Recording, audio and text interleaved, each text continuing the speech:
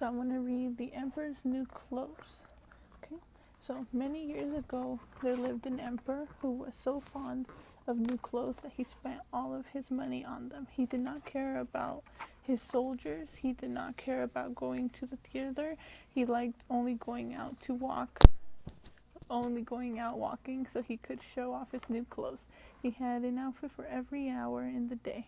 In many cities, an emperor's subjects often said the emperor is in his council chambers. But in this city, they said the emperor is in his clothes closet. In the emperor's great city, life was gay and exciting. Every day, strangers came to visit. One day, two strangers posing as weavers arrived. They said they knew how to make the most beautiful fabrics imaginable. Not only were the colors and patterns uncommonly fine, but the clothes cut from this cloth had the wonderful quality of being invisible to anyone who was stupid or dull or who was not fit for the office he held. This must indeed be splendid clothes, thought the emperor. If I had them on, I could find out which men in my kingdom are unfit of offices they hold. I could tell those who are wise from the fools. This cloth must be woven for me at once. He gave the strangers a lot of money so they could begin their work. The impostors demanded the best gold thread in which to work, but they put it into their own bags. Then they sat down at two looms and pretended to weave, but there was not a thing on the shuttles. They worked at the empty looms till late into the night. I should like very much to know how far they have gotten with the cloth, thought the emperor, but he decided not to look himself. What if he were unable to see the material? He wasn't really afraid that he was unfit to be emperor, but he decided to send someone else to look the first time. Everyone in the town knew of the magical quality of the cloth and was eager to find out how silly or unwise his neighbor was. Well, thought the emperor, I'll send my old faithful minister to the weavers. He is a clever man, and he can surely judge what the cloth is like. The good minister went into the hall where two weavers sat working at the empty looms. Dear me, he thought, opening his eyes wide, I can see nothing. But he didn't say a word. The two impostors begged him to be so kind as to step closer, and asked him if the cloth had not a beautiful texture and lovely colors. The poor minister bent toward the empty loom and rubbed his eyes, but still he saw nothing, for of course there was nothing to see. Good heavens, he thought. Can I be stupid and unfit for my office? I do not see a thing on the loom. Tell us, my good man, what do you think of our work? Asked one of the weavers. Oh, it is lovely, most lovely, answered the old minister, peering through his glasses. What a texture, what colors. Yes, I will tell the emperor that it pleases me very much. And that pleases us, said the impostors. Then they told the minister just what colors they were using and what patterns they were weaving. The minister listened very carefully so that he could repeat the words to the emperor. After the minister had made his report, the impostors wanted more money and more gold thread for their looms, which they promptly put into their own pockets. The shuttles remained empty. In a few weeks, the emperor sent another trusted statesman to see how fabulous cloth was coming along. Okay, next one. So the statesman looked and looked, but like the minister, he could not see a thing.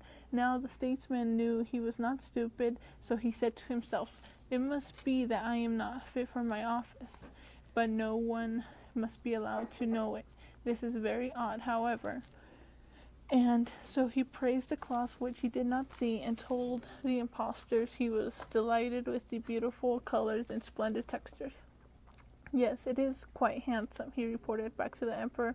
It is the most lovely piece of cloth that I have ever seen. By now everyone in the town was talking of the magnificent cloth, and the emperor decided that he wanted to see it himself while it was still on the looms. With a great crowd of followers, among them the two worthy statesmen who had already made their glowing reports, he went to the impostors. They were weaving with all their might, but without fiber or thread. Is it not splendid? Cried both the old statesman. See, your majesty, what a texture, what colors. And then they pointed to the empty looms, for they believed that the others could see the cloth quite well.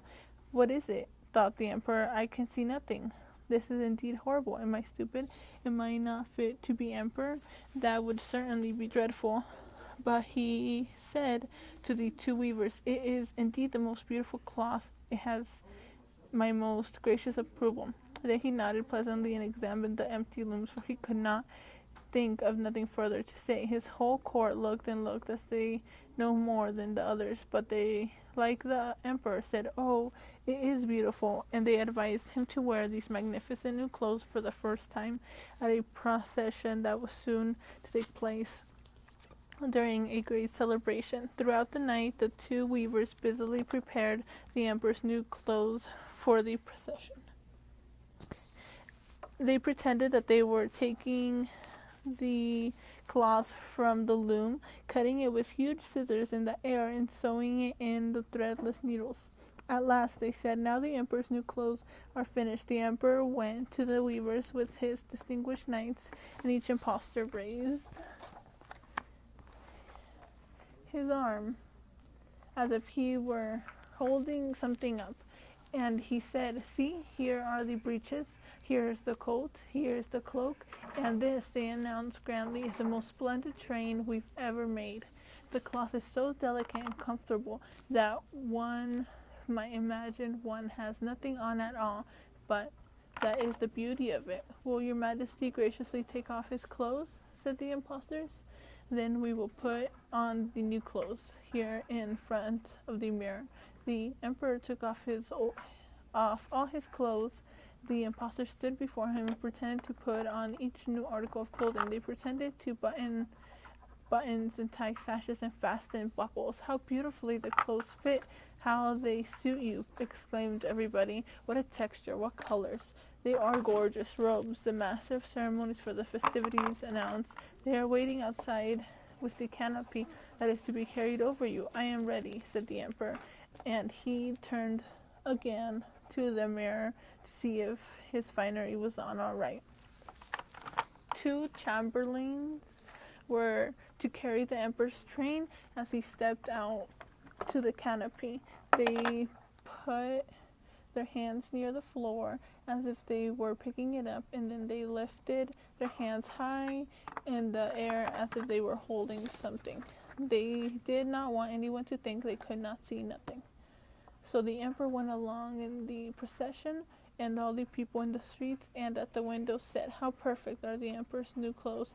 No one wished his neighbors to believe that he could see nothing, for then he would have been unfit for his office, or else very stupid. But he has nothing on, exclaimed the little child at last. Just listen to the innocent child, said the father, and each person whispered to his neighbor what the child had said. The emperor thought that the child was right, but he told himself, I must go on with the procession now, I can't turn my back. And so the emperor walked on more proudly than ever, and the chamberlains stopped to pick up his train, which was not there at all. Okay, so that was the emperor's new clothes, and I'll just go through it real quick so you can look at the pictures again.